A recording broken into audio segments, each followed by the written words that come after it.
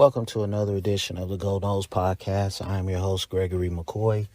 This podcast is by a fan for fans. I am not a journalist. I am not a reporter. I am not an insider. I do not work for a website. The majority of my content comes from me and my opinion. Other information comes from the internet. Episode number 450. I guess I'm supposed to have something profound to say. I really don't. I'm thankful that I'm here to do episode number 450.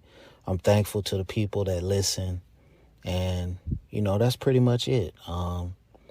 We're about a week outside of the news that UCLA and USC are going to the Big Ten, and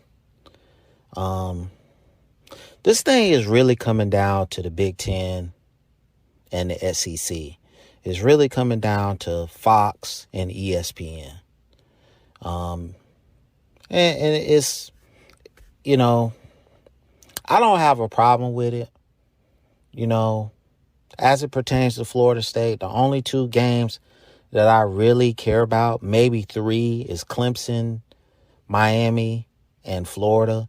As long as we can play those three teams, I really don't care where we are in terms of football, conference, and whatever. Because, this stuff started 10 years ago, 12 years ago, 15 years ago, when the Big East was basically annexed and we got all their teams pretty much. And you just knew it was going to be another cosmic shift sooner or later. So this thing is really about media markets. It's about money. It's about the fans who watch these games. And I really don't care. It's to me, if you're a college football fan, you get to see USC and UCLA. Now, I don't really care about UCLA, but you get to see USC in prime time now versus 10 o'clock. So, it is what it is, man. This was a money move, and it's just, the power brokers in college football is really hypocritical to me that, these things right here can happen. And then when these players, these young men start getting a little bit of money, you guys try to say there needs to be guardrails put up. That's the only funny part about it to me. I'm not going to sit here and act like I saw this coming. I never would have thought in a million years that USC and UCLA would go to the Big Ten. But, hey, man, you got to give the Big Ten commissioner credit.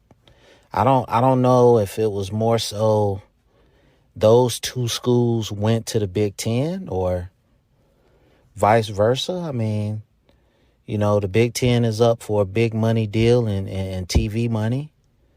And they just said, we're not going to get that money being in the Pac-12. And, it is what it is. I think it's just open season now. How does the SEC counter? Do you go get a Florida State, Clemson, and Miami? I can really see this coming down to you basically cut the country in half, and the Big 12 has everything, north of the Mississippi, and the SEC has everything south of the Mississippi. Like the Sun Belt. We got everything in the Sun Belt. I'm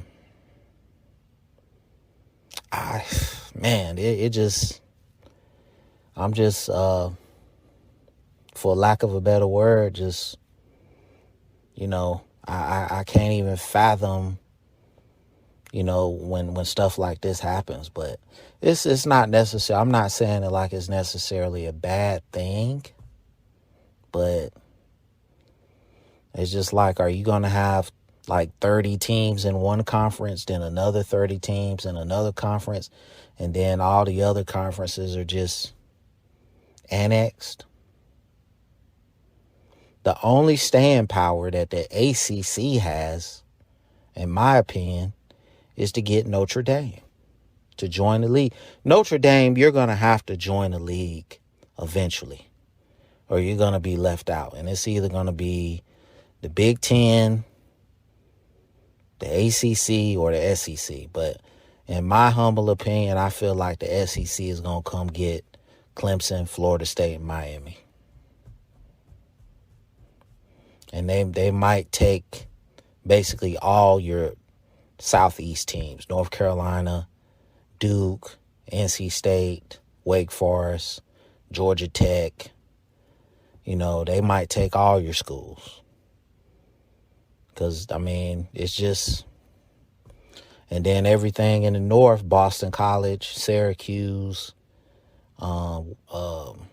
Virginia, Virginia Tech, the Big Ten might take those. I really could see the Big Ten and the SEC basically gobbling up the ACC. It could happen. I mean, nothing going forward is going to surprise me. I mean, Texas and Oklahoma kind of surprised me last year with their news that they're going to the SEC. And now you got basically Los Angeles going to the Big Ten. So, I mean, this is the crazy world we live in college football, man. I mean, if Florida State, if you got a chance to get $100 million every year, you got to take it. I mean, you really don't have a choice, because you're not making any money off the ACC network. You know what I'm saying? We don't have an exclusive rights TV deal. You know, the ACC ain't making no TV money. Nobody's ponying up $1 billion for ACC games. But I figure y'all can hold the SEC off if you can get Notre Dame to join the conference. That would give you some staying power. But, I mean, who are you going to add after that? That's really the question, because you're going to have to add somebody else. You're going to have to add another media market. And, you know, I just don't know who that could be. Because, I mean, pretty much everybody's spoken for. Notre Dame pretty much is Chicago. So, you know, whoever gets that domino to fall, you know, I figure Notre Dame would go to the ACC, because from what I've heard and what I've read, there's some bad blood between the Big Ten and Notre Dame. But, I mean, it's just crazy, man. I don't know, Washington and Oregon, they're probably going to join the Big Ten. I mean, Seattle is a big market. You know, Eugene, Oregon is obviously not a big market. So that's basically what this thing is coming down to, is media markets, getting your team on TV, getting that national exposure. And, you know, that's really going to be the difference in college football going forward.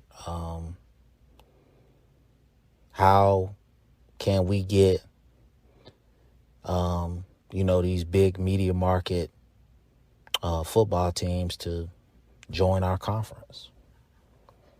And it's just going to be crazy. I mean, it's going to be really interesting and crazy if this thing just comes down to 2 super conferences with like 30 teams each. It's going to be like really crazy, man. And, you know, I mean, basically it would be like the NFL with just more teams. So I really don't know what to think of it. I'm not against it. I mean, this is just the money driving this. I really don't care about, you know, the optics of how this college football situation is going down. I mean, money has always ruled the day in sports, and college football is no different. Networks are throwing out big money, and these teams are gonna, give in and do what the next networks want them to do. I just wouldn't be surprised to me if, Fox orchestrated that move. It wouldn't surprise me at all.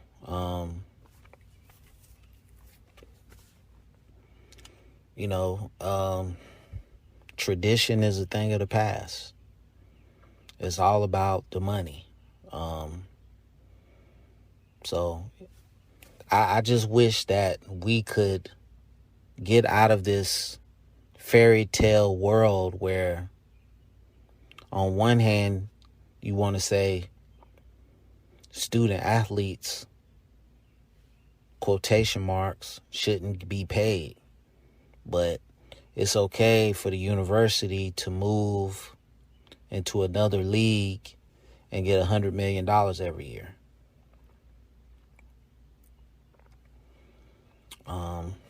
That's my thing. It's just, like I said at the beginning of the episode, it's just total hypocrisy. I just don't see how you can realistically think that anybody with any basic common sense is going to follow that logic. The players should have been getting a piece of the pie, and they were not. So I'm just glad that NIL is here, and these young men can get some money to help themselves, help their family, save it, whatever. But, don't tell me nothing about guardrails. Like it's a joke. Like we can sit here and live in fantasy world all we want, but, the days of education and 3 hot meals and whatever are over. And I welcome it. I think this is great for college football. I'm not a big fan of realignment, but you just look at the Pac-12 and you just say, okay, is this model sustainable? I mean, it's sustainable when you have great teams in your league, but when was the last time the Pac-12 had a somewhat decent league? It's been a while.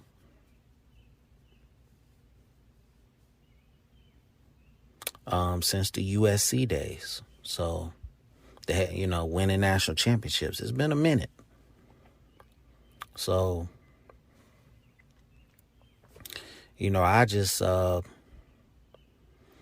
Big Ten is going to have their fingerprint in the LA media market, which is probably the biggest, if not the biggest in the world, or one of the biggest. So I just want to see who else they're going to add. They're talking about Washington and Oregon. So yeah, I would love to see that. Go ahead and bring them in. If you're the SEC, you're going to counter with Clemson, Florida State, Miami, and Notre Dame. That's who you're going to counter with. That's your best hand, ACC, to make this thing even close. If Florida State takes the invitation to the SEC And we don't even know if an invitation has been extended. I feel like you have to take it. I mean, that's potentially $100 million on the table. And Florida State, you need that money. Okay? You don't have a $1 billion investor like Miami. You have to take that. And that's just it. I think if you take that invitation, your program improves instantly. And just for me, this whole landscape shift of college football, if you will, if it's going to produce better football games, like in terms of matchups, I'm all for it. If they're going to do all this super league, super conference crap, and you still have Florida State playing Duquesne in the opener, well, what's the point? So I just hope that however this thing shakes out, that it's just some kind of policy or clause that, hey, 60, 70 teams in the South, 60, 70 teams in the North. Okay, we're just going to play each other. We're not going to play lesser teams. And I mean, the real question is, what becomes of, how does this affect college basketball?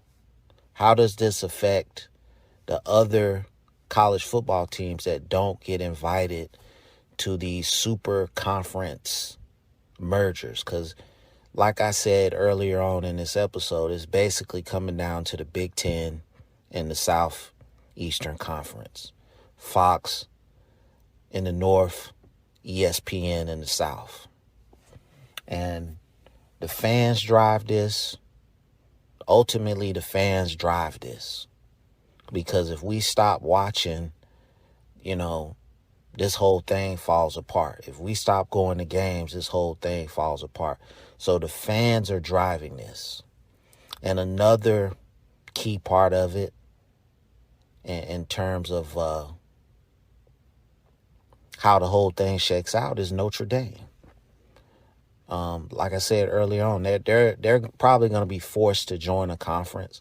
I really don't think the independent thing is going to work if you're in this super conference type of situation.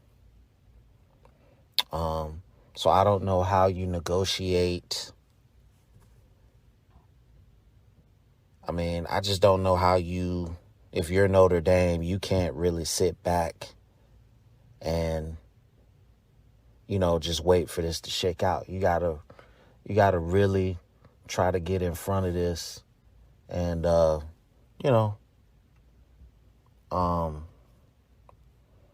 make some money for your school. I don't know what the NBC deal is with Notre Dame, but it's, in terms of making, I think you could make more money, joining a conference. But if all your rivals basically are going to be in the Big Ten, I mean, it's basically a moot point. When Florida State had the opportunity to join the SEC years and years and years ago, I was against it.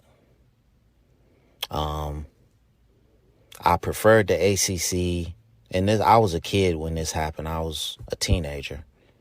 It was the competition. I was afraid of competition. I just felt like going to the ACC, that was pretty much 7-8 wins every year.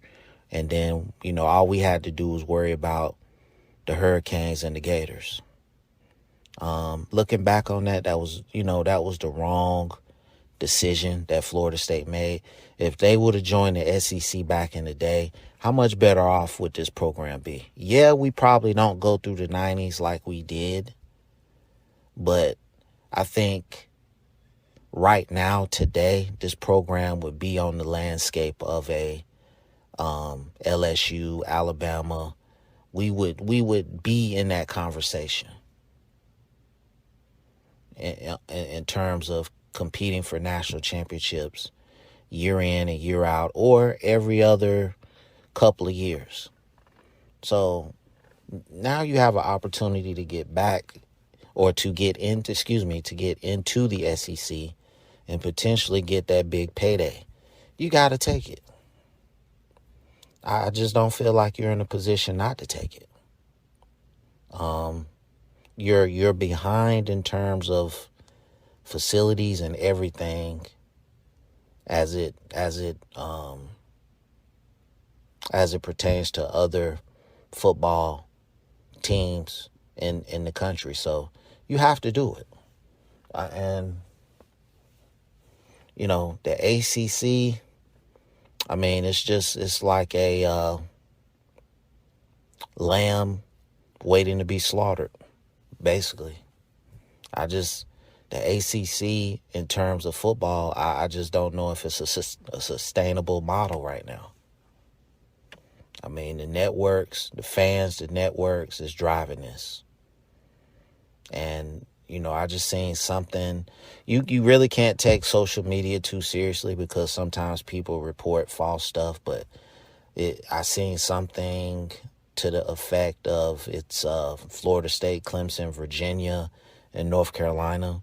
I don't know how accurate that is, but if you're the SEC, I would think that you want Clemson, Florida State, and Miami. Now,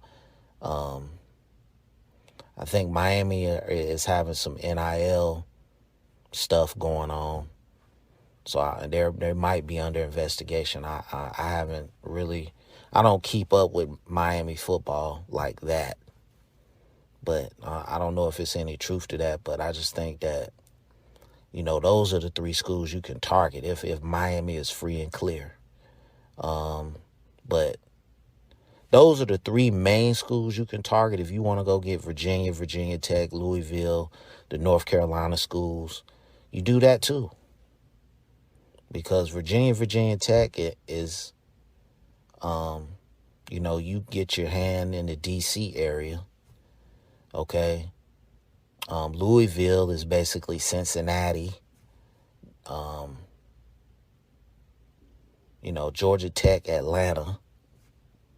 And then, from Tallahassee to Miami, I mean, it's, legions, of fans there also. So it's going to be really interesting to see how this works out. Okay, so at some point in this episode, I said Big 12. I meant to say Big 10. At some point in this episode, I said a week outside of I think it was at the beginning when UCLA and USC said they were joining the Big Ten. It was actually several weeks after when I recorded this podcast. 2 weeks, 3 weeks. 2 weeks. So I just wanted to correct that. I really do appreciate the people that listen to this podcast every week. It's just a hobby. It's just my way of, keeping busy, I guess. And I'm just glad again that, the little bit of people that listen on wherever, YouTube, wherever, take time out of their day to listen, man. And I appreciate the support. The podcast is available on YouTube and all podcast platforms. As always, go Noles.